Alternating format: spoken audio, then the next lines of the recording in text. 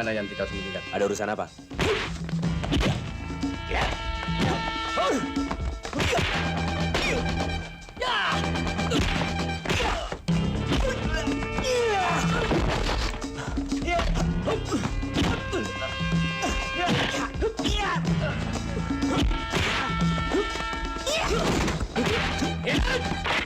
Cukup.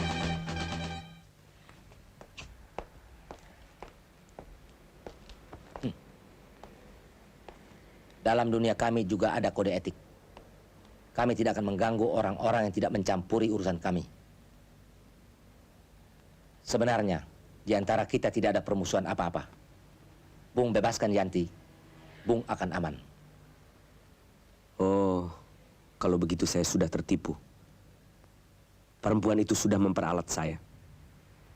Sampai saat ini, saya tidak tahu dia berada di mana. Jangan kira kami bisa percaya begitu saja. Kalau Bung ternyata bohong, Bung akan tahu apa akibatnya. Detik ini juga kami bisa mencabut nyawa Bung. Dan jangan coba-coba menghubungi polisi. Bung akan tetap dalam pengawasan kami.